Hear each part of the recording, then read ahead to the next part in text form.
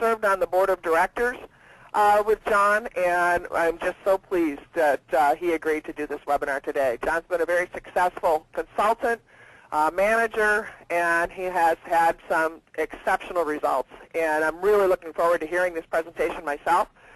Strategy and tactic trees is something that's one of the newest tools that we have, and it doesn't surprise me at all that John Thompson's at the forefront of teaching how to do the strategy and tactic tree. So with that, John, I'm going to turn it over to you. Carol, thank you so much for those kind words, and I'll try and live up to it, everybody. And good morning, first of all, and thanks for the opportunity. I take full responsibility for this presentation. It's trying to stress test the strategy and tactics and show you a simplified way of approaching the construction of a strategy and tactic tree. So this is by means of an introduction. I will give you a brief history, first of all, of my view on how a very brief overview of how the thinking process has evolved. Then I'll take you through some examples, and then we'll move straight into creating a framework for the strategy and tactic tree and some examples of how to apply it.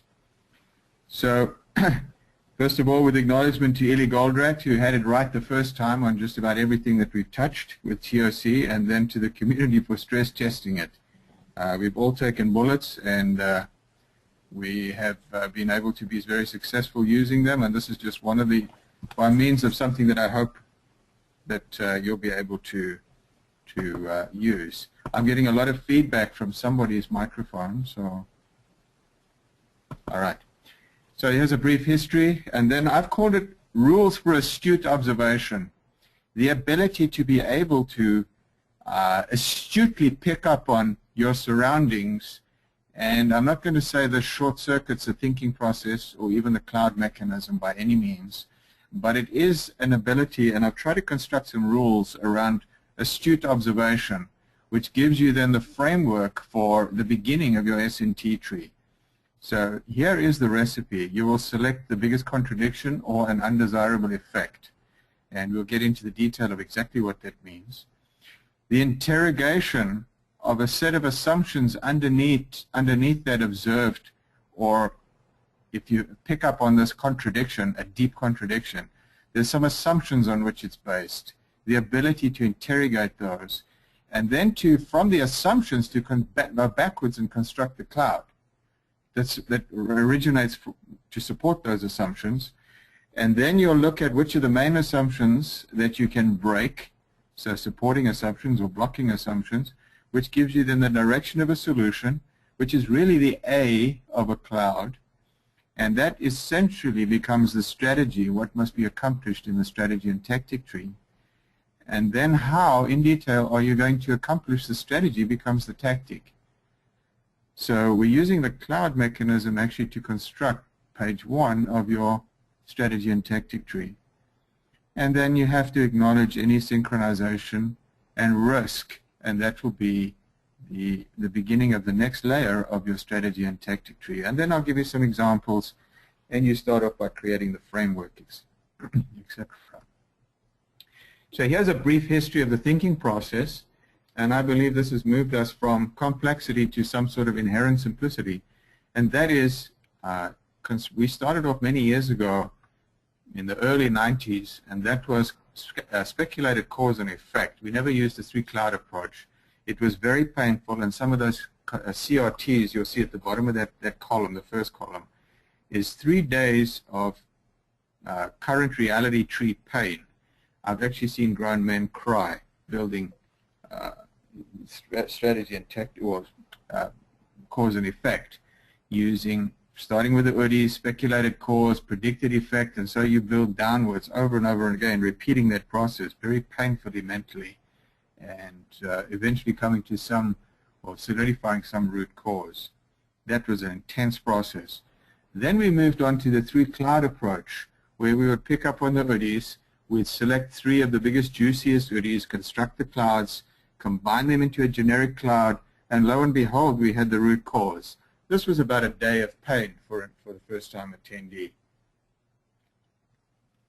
And then we started, this is where the genius of Eli pops in, and it comes out to selecting the biggest UDI by far, or the biggest contradiction by far, exposing the actions or the underlying assumptions behind that, and challenging them and truly looking at it. This was the Bible vision process essentially.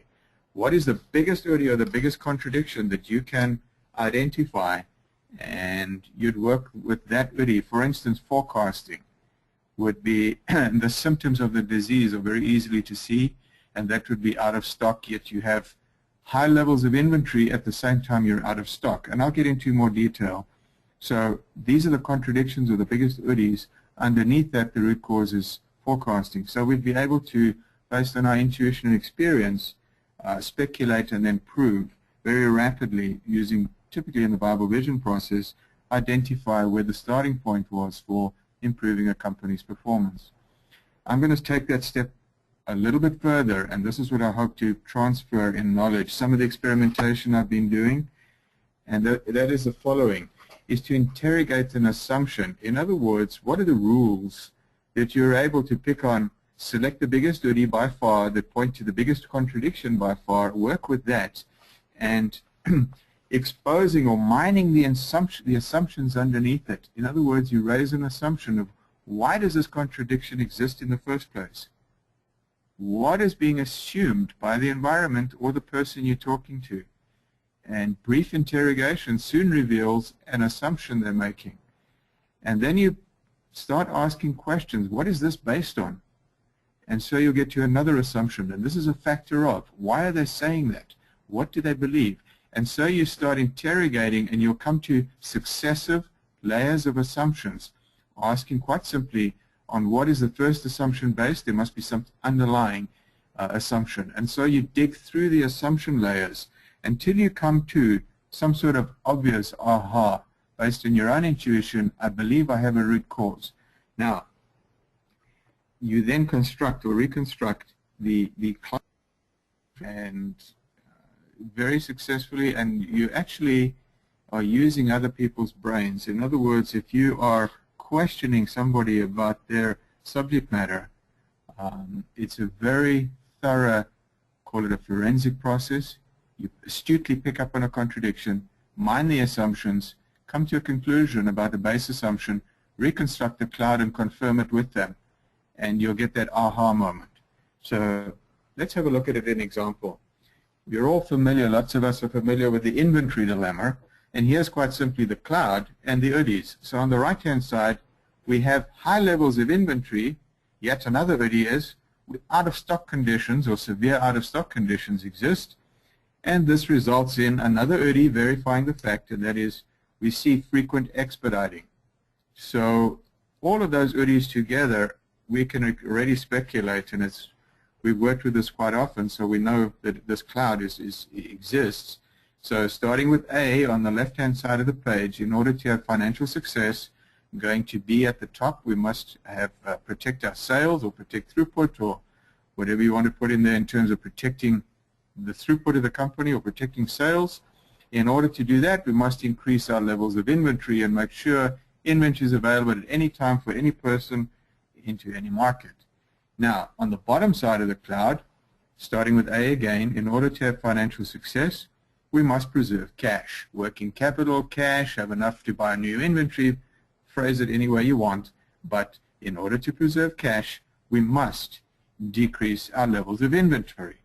So, or hold the correct level of inventory, or any wording you want to fit in there. What you have is, then we can speculate at the cause, and that is, the forecasting is equivalent to a real order. In other words, the customer never really had orders. So what they did is they guessed, they speculated at what the order level is going to be in the future, and they call this an order, and they place a purchase order on us, and we assume that that is reality. Well, it's based on a customer's guess to begin with, and we cannot avoid it no matter how they call it, whatever they call it, a forecast or some prediction or whatever it is, or a firm order. It's really a guess for a large percentage of the batch that you will be producing and sending them. So let's have a look a little bit deeper, going now to what is the observed effect, the cause underlying it, and then the predicted effects. So we have the necessary conditions for our forecast, and that is we see on the left-hand side, and this is breaking away from correlation and classification. I call it thinking inside the box or thinking inside the hypothesis.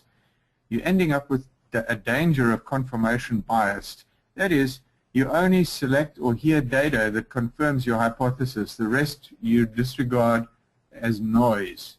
You're not astutely observing. In other words, you actually selectively filtering data that suits your hypothesis or your idea.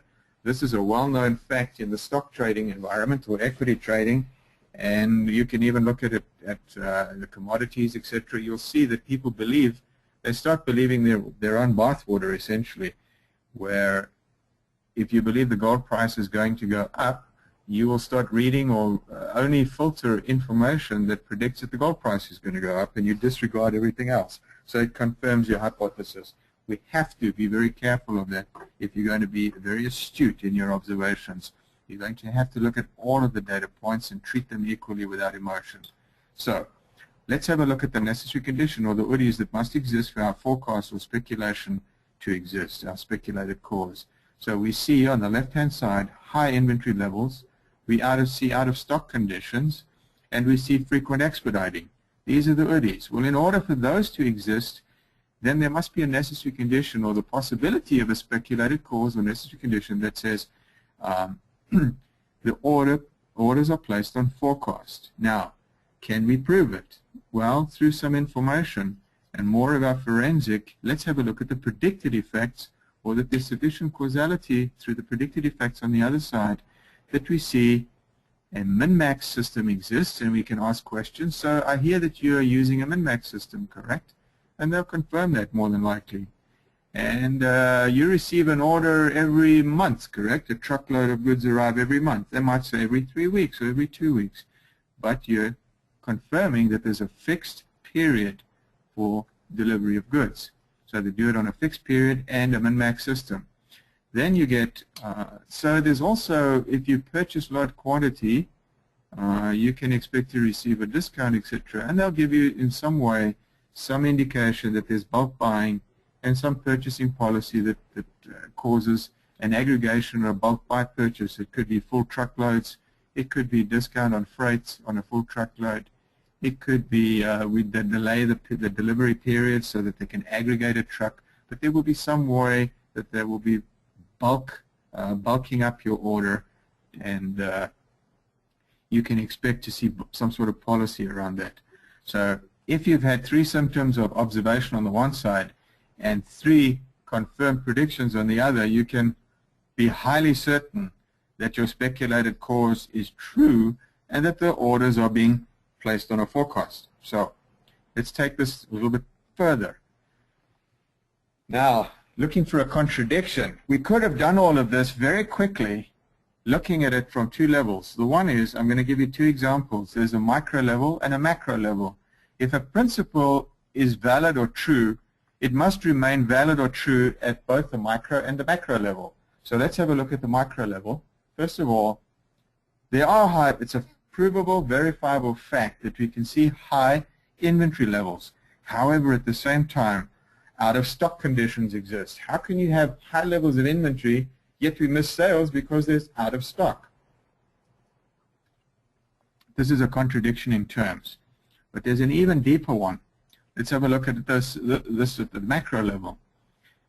Modern information technology provides instant access, and is it available to all at any point of time? In other words, in a world of connectivity, and we live in a world of connectivity right now with the internet, and it's only getting better and better, every access point is at the center of that universe. In other words, my BlackBerry, my computer, I can walk into any office, into any hotspot, or even on an airplane now, and I'm at the center of the internet universe. I can connect to anywhere. So everybody at any moment in time has free access to almost instant information. However, the global supply chain lead times are increasing relative to the product technical obsolescence timelines. In other words, the fact that we are globalized, the fact that we are introducing third-party logistics companies, shipping companies, and all of the dependency in the supply chain is actually increasing the lead time relative to the technical obsolescence of the product that they are moving, which is dropping. In other words, you can see it very clearly in high tech. I'll give you a classic example from this last month. Amazon brought out a book reader, electronic book reader, and it pales in comparison to the latest Apple's iPad that's just come out. The technical obsolescence of that new Kindle book and some of the other Nooks and other readers that have come out suddenly look obsolete to the mind of a prospective buyer. So, and the global supply chain, if you look at how long it takes to bring one of those to market from inception right through to first commercial run to actually bringing it to the market, that is actually increased in lead time, and especially relative to the technical obsolescence, which is at an accelerating rate. Things are becoming obsolescent. This is a contradiction in terms. Yet we live in a world of connectivity where we have instant information. Another type of contradiction. So today, technical data processing and connectivity is instant, yet current supply chain policies are not taking advantage of this capability. I learned about min-max systems 30 years ago. Nothing has actually changed. Fixed period, fixed quantity. That hasn't changed for 30 years, and yet we have instantaneous information processing capability. Now, globalization and third-party logistics have introduced further complexity, resulting in an ever-increasing supply chain delivery times, and especially due to dependencies and the efficiencies in silos of self-interest in the efficiency of each one of those, let's call them third-party logistic companies. I'm not saying everybody's doing it. There's some companies that have really got it right, where they have very smooth flowing and very effective distribution systems. But essentially, they broke the code on the min-max system. So let's explore this a little further. Here are competencies required to move an organization. The skills on the left-hand side and a formal method. So what I'm trying to introduce now is this level, the skill needed is this astute observation, and I'll formally call it contradiction analysis. Now, to do a comprehensive analysis, we have the full thinking process. I'm not saying the contradiction is a short circuit, but it definitely has been very powerful when I've used it in a sales process to interrogate something that I didn't quite understand going in, or to do a formal interrogation, which we will do in a minute. Then, once we've done a comprehensive analysis or used the thinking process, we need to communicate it, we need to synchronize the resource, we need to avoid risk, and we need to provide some guidance to people who are executing our whatever we've come up with as an analysis out of the thinking process. Here we have to learn to sell to executives, sell to managers, sell to technicians, and then the strategy and tactic tree for guidance, which eliminates risks and provides guidance and gives us all these big chunks of the implementation detail that needs to be completed to execute the overall strategy. And then we have execution and activity management, which is basically the work breakdown structure, and we have formally CCPM to track and make sure that our strategy and tactics are being executed. So we have formal tools. The astute observation is a very powerful one. In fact, I'm going to say it's so powerful, I'm just using it intuitively all the time. Once I've learned this, it's become part of what I do. I have to be very careful because I start to sound like I'm interrogating us, this interrogation all the time when I question. So do it with diplomacy is my word of caution. So here are the rules. I've tried to capture them in sequence, and exploiting an observed central contradiction, finding that one contradiction or the largest UDI that you can possibly find, that if you solve that UDI, it solves 80% of the other problems. So the background is there's not always sufficient time in a meeting, etc., to do a full investigation on some important subject matter that's come up. So what do? However, exploring a contradiction central to the subject under investigation provides some opportunity to surface the right questions to raise assumptions. Astute observation skills require some intuition and experience in the subject matter. Now, you're on your own if you don't have intuition or experience, but there's nothing wrong with asking a few innocent questions. But here are the steps as I've tried to clarify them so far, and use them at your own peril. You're on your own.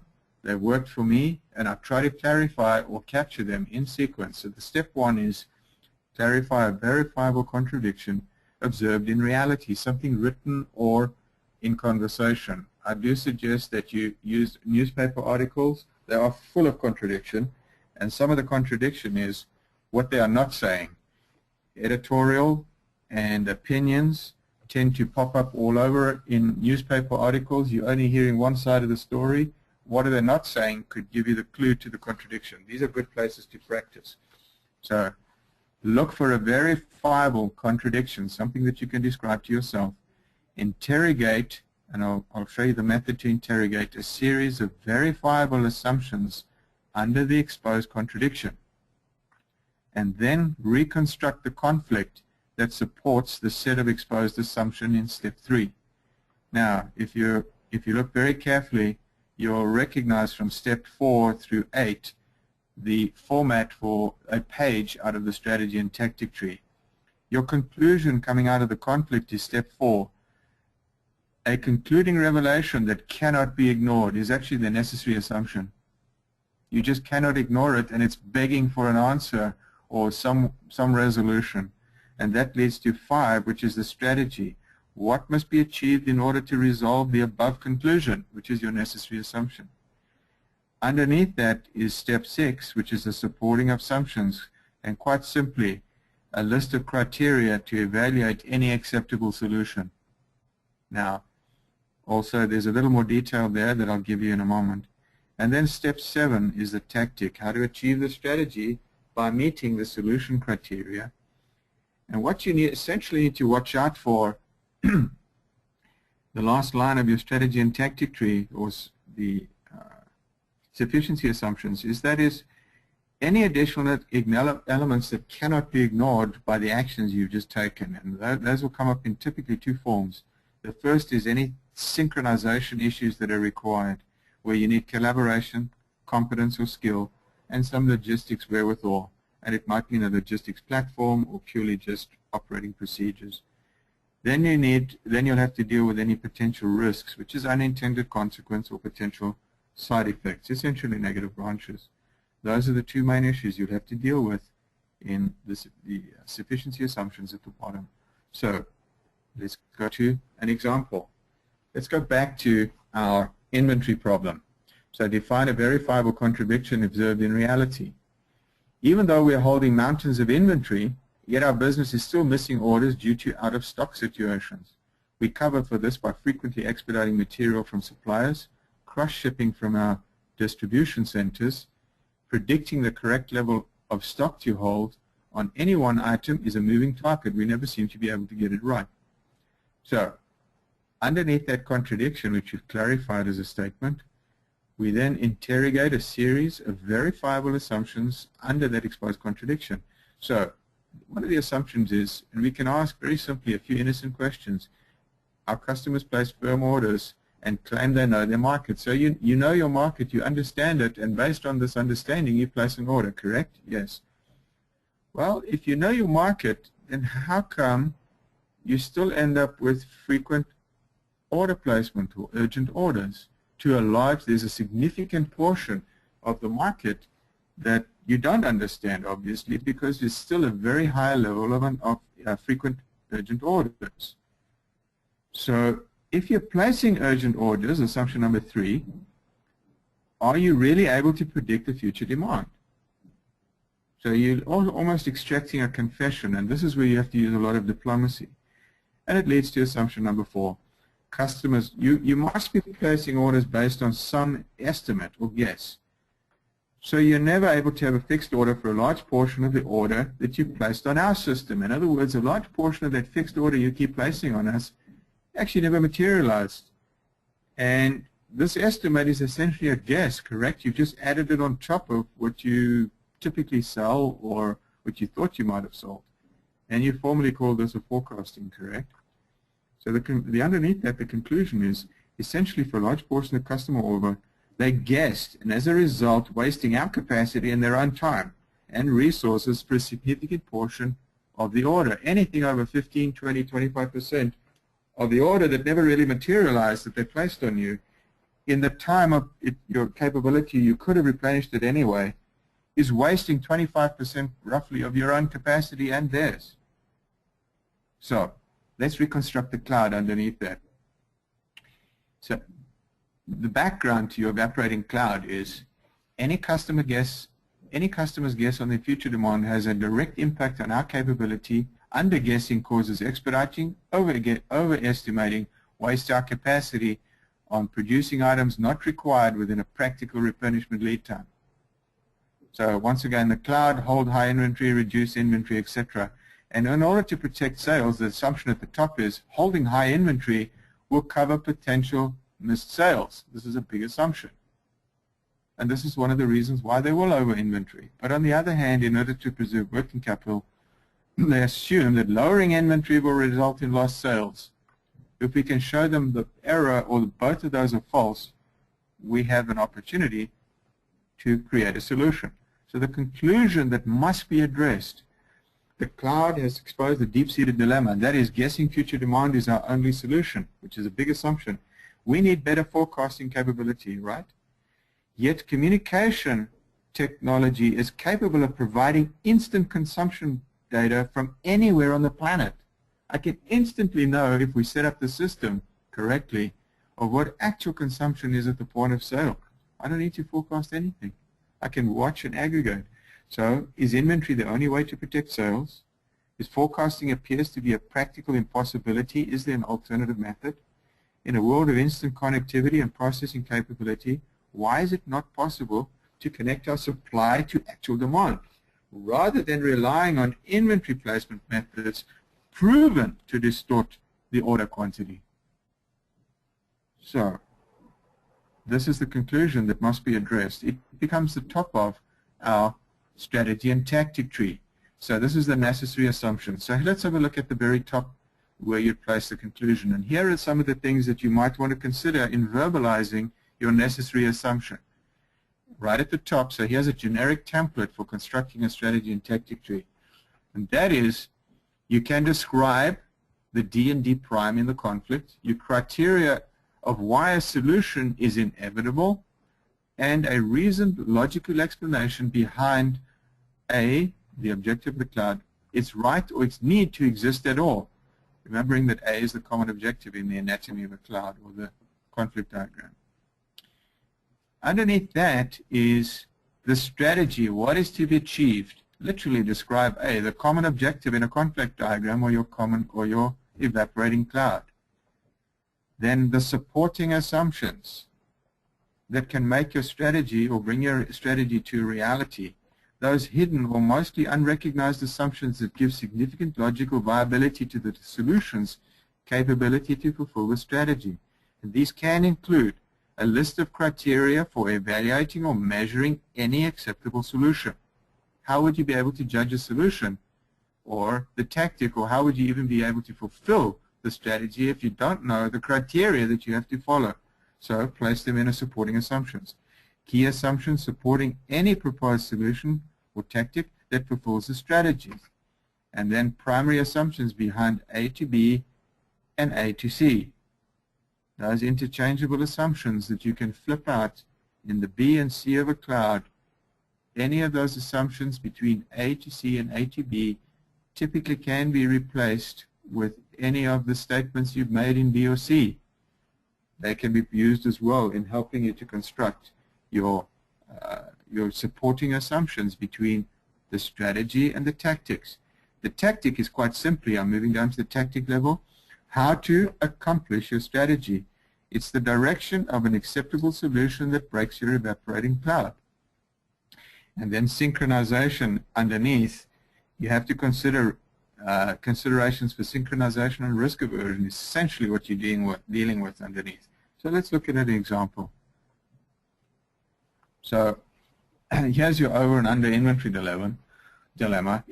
Starting at the top with a necessary assumption becomes a conclusion from our our interrogation, and that is what conditions exist that intensify the need for a solution. So forecasting orders are shown to be the cause and even amplify the order over underestimating distortion. Holding sufficient inventory to cover for the fickle demand situations has proven impossible, but knowing how much and where to hold inventory at any moment is key to increasing sales. So the strategy is on-hand inventory gives 100% guaranteed availability to sales even though demand has significant fluctuation or demonstrates significant fluctuation. Supporting assumptions are global connectivity and information processing capability supports real-time dynamic inventory buffering. Current technology is able to track and supply to the real rate of consumption even by SKU. So another supporting assumption is increasing inventory turns result in increased available cash as a result of not over or under inventory. And the last one, the point that we need to build our tactic is aggregated demand variation into a central warehouse results in reduced central variation. So what you're doing is you're creating a sea of calm in a surrounding storm of consumption variation by centralizing or aggregating the demand variation at a central point. So the tactic is centralized inventory combined with IT automation, monitoring real-time rates of consumption, dynamic buffering, replenishment inventory, and replenish inventory according to simple TOC vendor-managed inventory rules. That's the tactic. What do we have to watch out for? New global players are at a logistical and technological advantage. They have a clean sheet from the outset. Therefore, newer policies, not a legacy of outdated policies or older software models. They're in an advantage having a clean sheet to start with. I don't believe that they're yet fully aware of this advantage.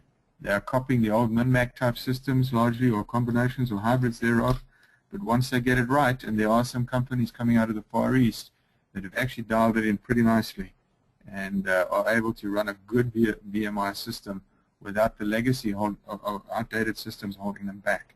So there is one page of learning how to construct a strategy and tactic tree using interrogation. Now, let's get to constructing a strategy and tactic tree. Each strategy and tactic level is a recognizable dilemma. Now, this is something new that I've been playing around with, and it works in a practical environment. It actually works in constructing a strategy and tactic tree. The strategy and tactic level below deals with the predicted dilemma as a consequence of the tactic above. When you take a tactic or strategy and tactic from above, it literally creates a dilemma underneath, especially if you have a stretch goal or a stretch target, ambitious strategies. So let's have a look at establishing this framework.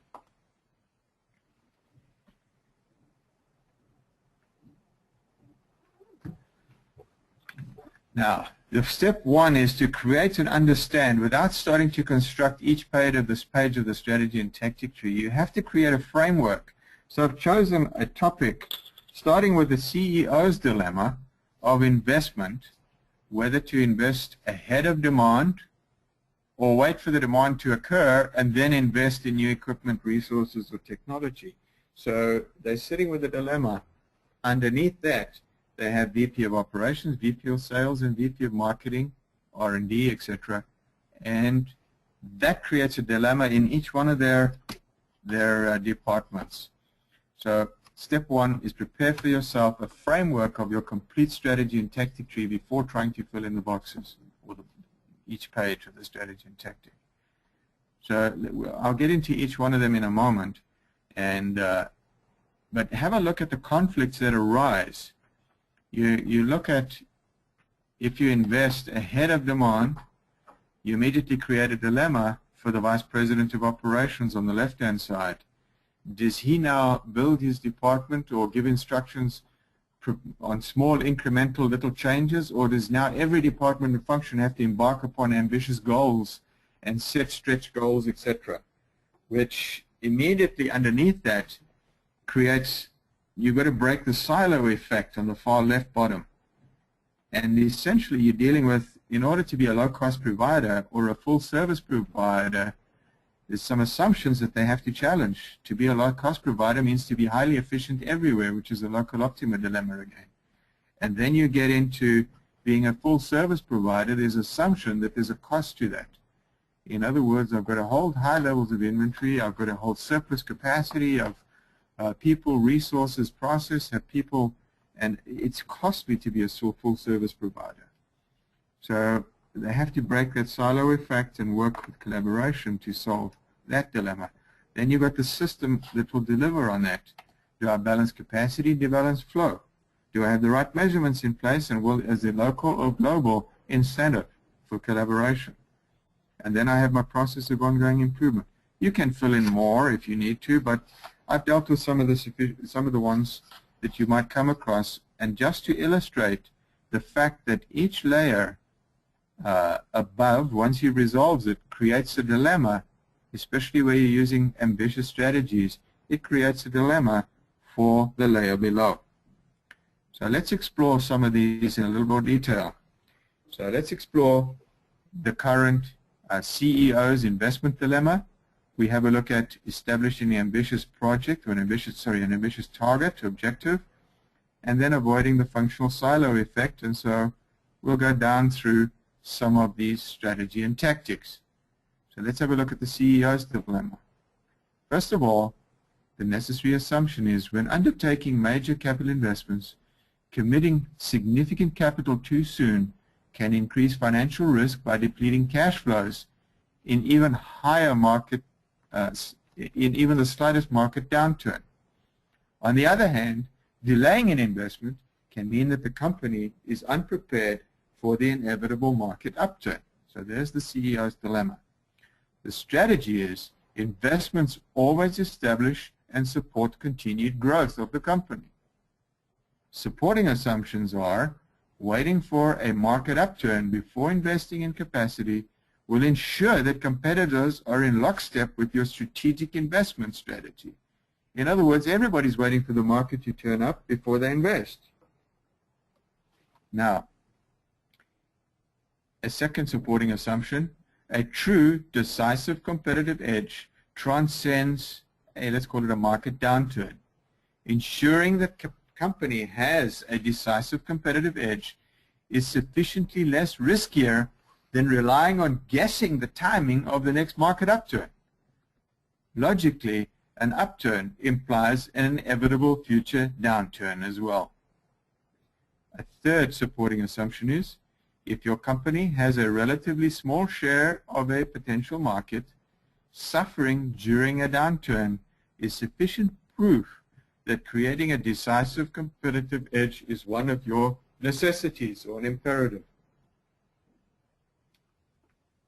Now, how the tactic that you're going to fulfill the strategy of ensuring that investments always support continued growth, how are you going to accomplish this?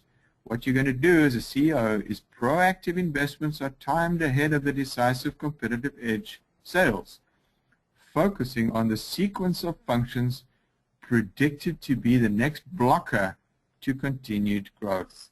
So you'll only focus and elevate those areas that need to be unblocked ahead of your prediction on how and where your decisive competitive edge is going to work and the markets you're going after. What you need to synchronize, and some of the risks you need to avoid are included in the bottom, and that is the predicted blockers of continued growth can be within internal department functions or external, which is existing market or proposed new markets or proposed new products. Okay. I'll give you an example of this. You have to, and Neely's spoken about this many times, have security and growth at the same time. So tactically, we have to ensure company stability. All capacities must be greater than the fluctuation in demand placed on them. The squiggly line here represents the fluctuation in demand. The bottom of the red curve is the average increase in growth or demand of sales in the company. And one thing we must never forget, that the sales and marketing is the locomotive that will pull the company into the future. The green line, or the green area here, represents maintaining your capacities greater than the demand fluctuation. The moment you start approaching the fluctuation in demand, you have no spare capacity to remain reliable. And we're working in a decisive competitive edge on mainly two words. One is availability, which is the VMI approach, and reliability, which is your due date performance, etc., unpromised due dates. So here's your CEO dilemma completed. Let's have a look at the VP of Operations. He now has to establish an ambitious goal. So here's what you're up against as an executive. Oftentimes you're dealing with managers where visionaries are willing to destabilize and maybe even destroy the present system to achieve a desired future, some desired future state. On the other hand, pragmatics prefer incremental change and avoid tampering with the present system in fear of damaging the very system that built the organization to date. And you will hear statements like, if it isn't broken, don't fix it. Yet the visionaries are literally trying to tear apart the old system to put this hopefully new system in place. Part of it is significant change will challenge the status quo. Conversely, undertaking small incremental improvements run the risk of the company becoming a dinosaur in a rapidly evolving world. So there's your dilemma, or a summation of the DD prime or the conflict that you're dealing with, which creates the necessary condition or necessary assumption upon which is demanding a new strategic direction. So the strategic direction becomes leadership engages the pragmatics and visionaries in an exercise to bridge the chasm between the present status and some ambitious future goal. The supporting assumptions, realistic ambitious goals force a revision of all current practices. Okay. Existing standard operating procedures and sales tactics and marketing initiatives are placed under scrutiny, challenging the way current business is conducted. Carefully peeling the layers of security/resistance ensure the group creates solid stepping stones across an otherwise very dangerous swamp. So they have to build the step ladder on which they're going to climb to get to this future, and they have to do it together. Sorry, let me go back. So they're going to, as a tactic, use the layers of resistance. Company executives engage in an exercise to identify realistic, sizable markets, determine the value and the return on investment, and neutralize any potential risks. The management team engages in exercises to raise and neutralize implementation obstacles and provide execution plans to exploit those chosen markets. Okay. And we have synchronization and risk considerations. Any hint of significant change means interdepartmental collaboration is an immediate need. We have to work together to get this done. There are many vested interests in maintaining the current reward and measurement system. Messages are, and another problem is messages are easily distorted between the executive vision and the final supervisor's execution. That layer of management works like a broken telephone. What they heard, what they thought they heard, what they thought they saw, and what they interpreted often is what gets built at the bottom, at the supervisory and the operational level, and it didn't quite fit the strategy that the executives had in mind at the top. So here's you'd have to take it down to the next level, and that becomes some of the things you have to deal with. Avoiding the functional silo effect. The VP must ensure functional success. They must provide full service and also be the low-cost provider, a contradiction in terms, apparently. Assuming full active resources will meet the lowest, ensuring fully active resources will meet the low-cost producer requirements. However, in order to maximize flow and therefore provide full service, using resources only on direct orders is regarded as a costly underutilization. The strategic direction is the company capitalizes on a market reputation of offering 100% guaranteed reliability and availability. Supporting assumptions: only real orders are run through production, those having a true customer purchase order. Resources are prohibited from running capacity on batched or forecast order portions, a fictitious order, and costs other than to vendors are essentially all fixed. Running purchase orders only create spare capacity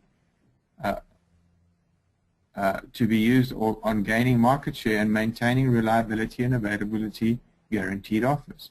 The tactic is all functions ensure available capacity exceeds the average demand fluctuation and only run real orders against a disciplined schedule to match the due dates. Some of the things you'll have to deal with and the questions that will arise from this from the operators and managers is immediately the number of setups will increase, resources will pace themselves to full unused time, orders will still be pulled ahead, etc. We know the drill. So I haven't gone further than that in constructing this tree. I wanted to use it as an example to show you building from the framework through the strategy and tactics. Sorry, let me go back to where we were. And using these rules for astute observation, starting with a contradiction, to help you construct the page of the strategy and tactic tree, and then going to the framework, construct your framework, and then deal with the dilemmas, using the rules of astute observation to help you construct and fully appreciate what needs to be on each page inside your strategy and tactic tree. This concludes my presentation, and I'm now open to any questions that you might have.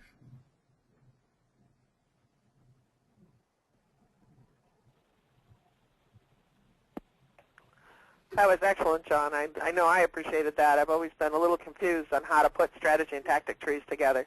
It always seemed like you had to put all the traditional thinking tools together and then go to the strategy and tactic tree. So I think this is a really insightful presentation on how to get to it in a quicker time frame. All right, we are open for questions. So if you have a question, you can either raise your hand, or what you can do is you can text your question in.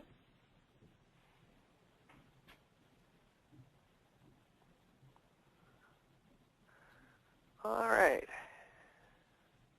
Oh. Thought we had a question there. Somebody put their hand up and then took it right back down again. Sort of like in class. Yeah, I'm willing to take any comments as well. Hopefully they're contradictory. That'd be great.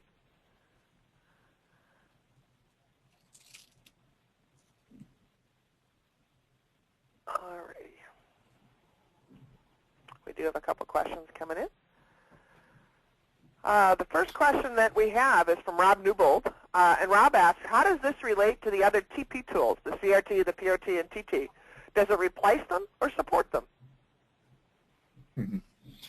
Rob, if you go back, and I'm going to put up a page here. Let me get to that page. This one here.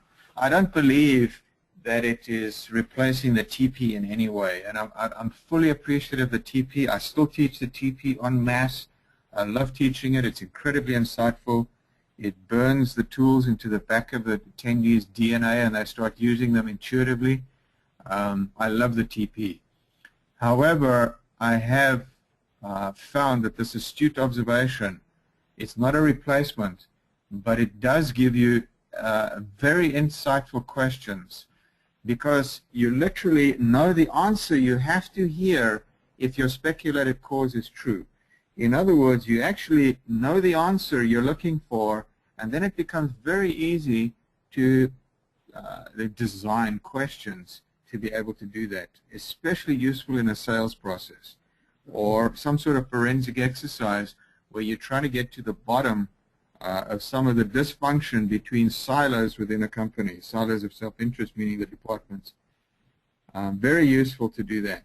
Now, the strategy and tactic tree itself, I don't believe it changes the TP. It replaces the TP at all.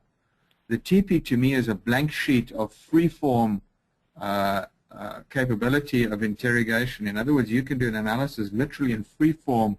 You have all the principles and tools to be able to do it. And like a canvas tapestry, you can actually lay out and paint this entire tapestry of what's going on, cause and effect in that environment. Once you've got that, the problem becomes how do you communicate it, how do you synchronize it, how do you avoid the risk, and how do you provide guidance? And I think that the sales process for communication that we've developed and the strategy and tactics provides ample methods for communicating and not getting lost in the future 6 months after your analysis. And it helps keep the organization cohesive and in no way replaces the TP. I hope that answers your question. That's great. Rob would like to ask a follow-up. We're trying to get him connected so that he can ask you that live. So while we're going to continue to work that, we do have another question that came in from Christoph, and he says, have you applied these principles to the institutional S&T? How does the institutional S&T address both vertical accountability and responsibility and horizontal flow for increasing throughput?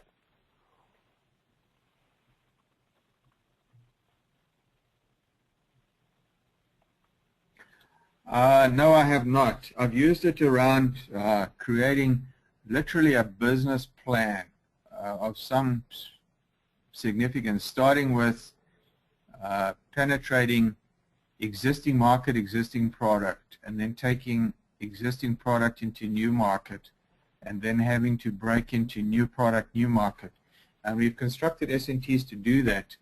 We haven't looked at it from a functional or structural institutional point of view, because we've tried to break down barriers between departments and functions by creating the theme throughout that tree was collaboration, the strategy and tactic tree. So we consciously try to break the walls down between departments and functions by having them collaborate on each one of those initiatives that I described, new product, new market, or existing product in new markets, etc.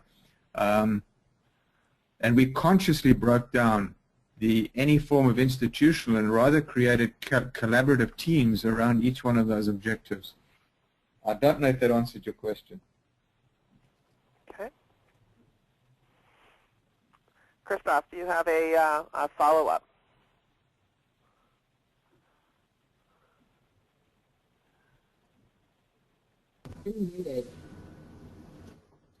Okay, Christoph, I've unmuted your microphone, and do you have a follow-up?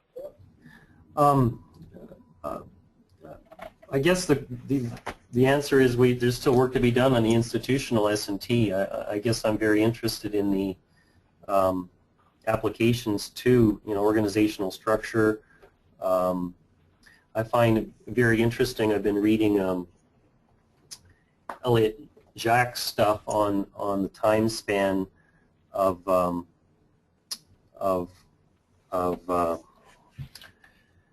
time span work on how people have their time span in which they plan, and that nicely follows organizational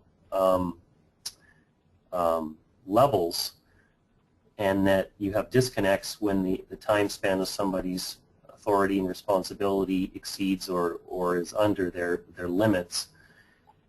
And so I just see some real interesting potential of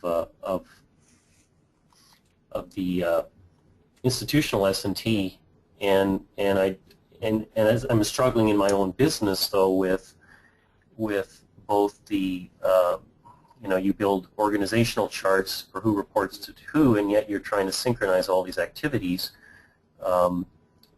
that don't follow nice organizational boundaries. It seems there's a conflict between how you partition the dimensions for the sake of authority and responsibility versus dividing the dimension versus flow, and it seems that the institutional S&T in structure focuses on levels of hierarchy, and you have to kind of shoehorn in, perhaps like you say, in the synchronizing assumptions, but it doesn't naturally, just in the physical structure of the tree, really address all of the sort of cross-functional coordination that has to happen. So I guess be interested in any further thoughts you have on that, John. Yeah, absolutely. Can you just mute that again? I'm getting a double echo. Okay. Christoph, here's where my thoughts are very clear on this. The structure is subordinate to objective and not the objective subordinate to structure. So we would rather choose the markets we're going after, and there we've limited which markets we're going after and the volumes we expect, etc., and the strategies we would use to penetrate those markets, and then provide the structure behind that. But further than that, we've actually, on purpose, created an environment in which people can collaborate. So we've taught them 3 main tools, and the main tools are really an ambitious target, conflict resolution, and negative branch, dealing with unintended consequence. And by doing so, we've taught them to collaborate, and then we've made them subordinate to task. So rather than trying to create a structure that will support the task, we've gone to the task first, or the major objective, and then taught people to collaborate. What happens is those who are able to cross boundaries and shine, and we are trying to, we've described it very simply as a you could call it a football stadium or a ballpark. There are many, many people who are just sitting on the sidelines cheering, but there's not many people willing to step up to the plate. And then there's even few coaches and coordinators. So we've given the tools to everybody. We've given them the ambitious target. We've put the champions in place, those who are swinging the bat or on the field playing the game. And then we've encouraged them from the stands that everybody, and the way we do it is we've used peer review on their successes. And having ambitious target tools and having conflict resolution tools and negative branch tools, people are very confident in presenting things that are going wrong. We're actually far more interested in what's not working than what is working. And there's a lot more to be learned in humility than in success. So we've capitalized on this, created an environment in the peer review where people are able to bring up, call it controversial and sometimes embarrassing things, but everybody is there to cheer them on and help try and resolve. So this is the kind of environment, rather than trying to say what is the correct structure, we've rather opted for what is the correct collaboration. And it's kind of independent of the structure. They still have to fulfill their daily duties within a functional silo, but a large percentage of their activity is helping us break into whatever the chosen major projects are, and most of them are focused at new markets, etc. It's almost a philosophical difference, and it seems to be working pretty well. Unmuted. Thanks, John. Okay, great. And I think we've been able to resolve our connection issues with Rob Newbolt. So I think we've got Rob on the line as well. Rob, did you have a follow-up question to yours? Yes, I did. Thanks. Can you hear me? Yes. Great. Yep. Thanks, John. I'm enjoying the webinar.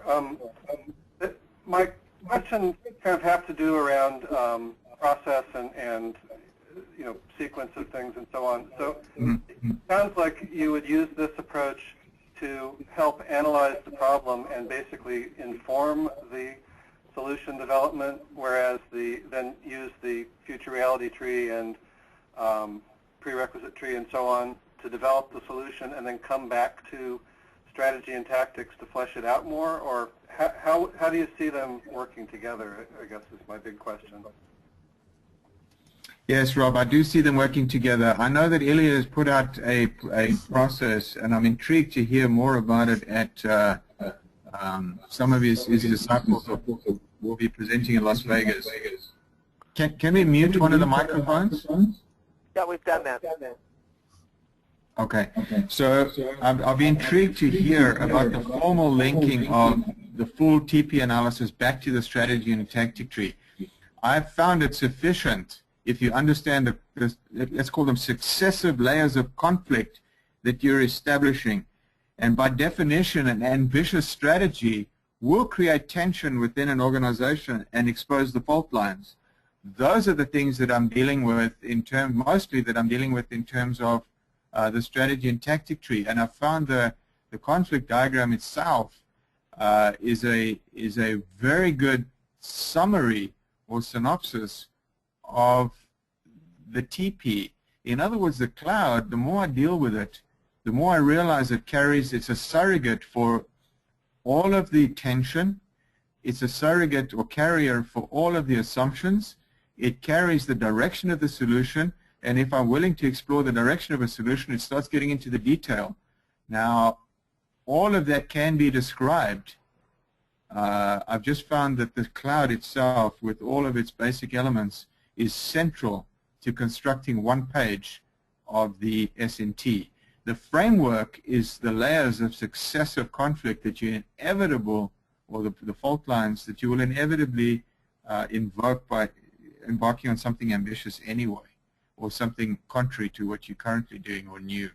So I've just found the cloud mechanism itself to be central, and everything in the TP kind of peripheral that helps explain and flesh out some of the detail. And when you get down to layer 4 inside a strategy and tactic tree, you probably should be considering another tool or just the intuition of the operators on the ground. You're getting into far more detail than you really need to in an S&T, and that's personal opinion. Thanks. That's actually very interesting, and it sounds like it's sort of the solution side analogy to the 3-cloud approach on building a current reality tree in a way, by continuing as conflicts. I suspect you're drawing on the same intuition inside yourself.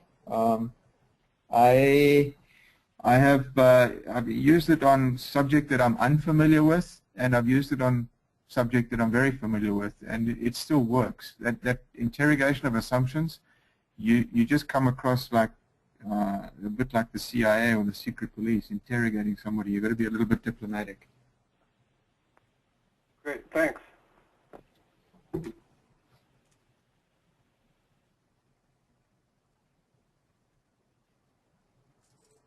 More questions?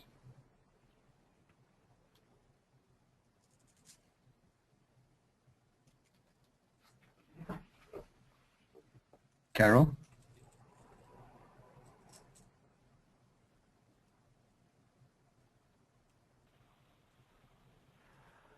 Sorry, John, I muted myself out.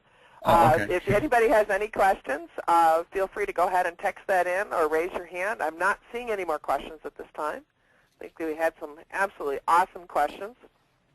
I'm glad we were able to get some folks on the line with you. Okay. All right. Excellent. I think that's all we have. John, did you have any other last closing comments that you'd like to make before we close out for the day? No, Carol, I thoroughly enjoyed presenting this. And if anybody wants to email me with questions or follow up, or that's fine too. Okay. Well, here's a good question we just got from Jay Bax to sort of close it out. Is that where do you think John? Where does John think the next step in the evolution of S&T trees will be? So let's look to the future, John. Where do you think the next step of the evolution of the S&T trees? Where is it going to be? Hopefully something simpler. Ah. The S&T to me is very clumsy. We've done something else with the S&T tree, presenting it in its present form, in its detailed form, to managers, supervisors, and operators, technicians, etc. You immediately get eyes rolling and tears of boredom kicking in. So what we've done is we've taken the tactic and used that as a statement, and then raised the discussion around it, which essentially keeps everyone engaged and occupied around the things that they are responsible for. And we found that this is a very effective way of presenting a strategy and tactic tree.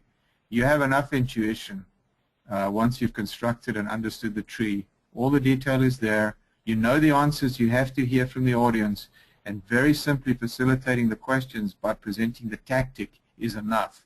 And if they want more detail, you just open up the relevant page with all the strategy, tactics, etc. verbalized. And it's a nice summary of the conversation you've just had. And that is a proven effective way of presenting a strategy and tactic tree. Excellent. Excellent. Yeah, because I know that's where I'm struggling with them, is that they look so complicated to me and difficult. And I know I don't understand them well enough for myself to use them, and I know I sure couldn't teach them to any students. So I'm looking forward to spending some time with you at conference in June and learning more about them myself. All right, well, that looks like all the questions that we have today. Again, I want to thank John so much for spending this time with us today. And as always, the recording of this session will be up on the TOC-ICO website. And this is a member benefit, as is all the recordings that we've made of previous webinars. They are all up there with the PowerPoints for download.